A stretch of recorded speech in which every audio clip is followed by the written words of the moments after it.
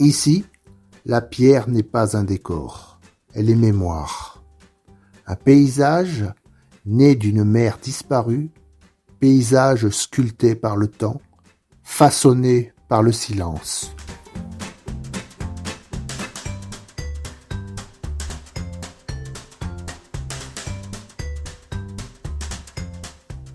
Dans ce labyrinthe minéral, l'homme n'a jamais vraiment laissé d'empreinte.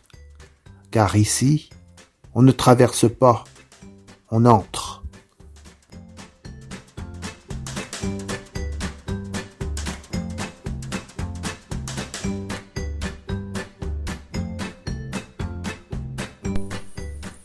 Ici, la nature a sculpté un décor hors du temps.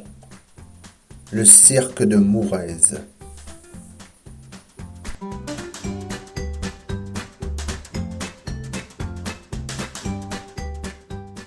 Le sol est constitué de dolomite et calcite. La dolomite s'effrite avec l'érosion et il reste ces formations de calcite un peu partout.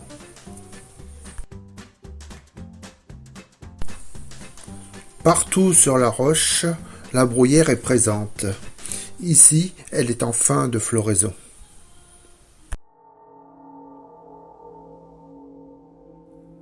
Au XIIe siècle, un homme choisit de vivre ici, seul, à l'écart du monde.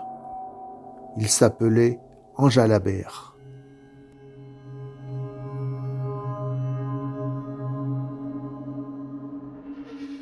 En l'an 1183, il s'installa dans cette grotte, cherchant la prière, le silence et peut-être autre chose encore.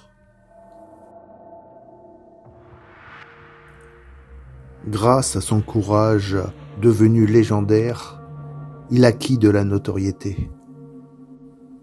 Bientôt, des pèlerins venaient le voir, il voulait devenir ses disciples et vivre comme lui. Qui va là? Des pèlerins en route pour Saint-Jacques. Que cherchez-vous ici, votre sagesse ermite? Sortant de ma solitude, je vous salue, voyageurs. Et nous vous saluons, ermite. Que la paix soit avec vous et avec vous. Puis ils bâtirent un ermitage, quelques pierres assemblées, une présence discrète, comme pour sceller un dialogue entre l'homme et ce désert de pierre. Les habitants racontaient qu'une lumière apparaissait parfois à la tombée du jour.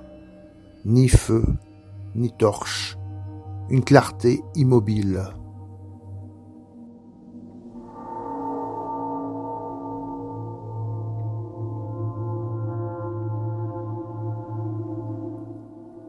Enjalbert priait-il, veillait-il, ou gardait-il ce lieu que beaucoup considéraient déjà comme hors du monde?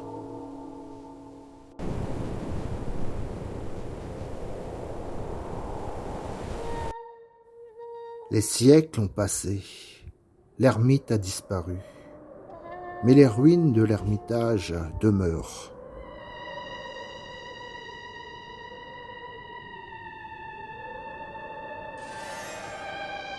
Et ici, plus qu'ailleurs, le temps ne s'écoule pas, il s'accumule.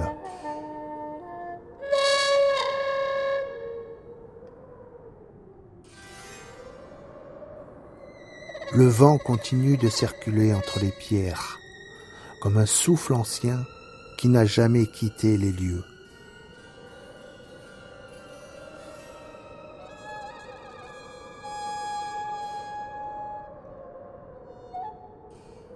Vers les années 1880 vivait le dernier ermite. Il était âgé et avait peur de dormir dans l'ermitage qui menaçait de s'effondrer.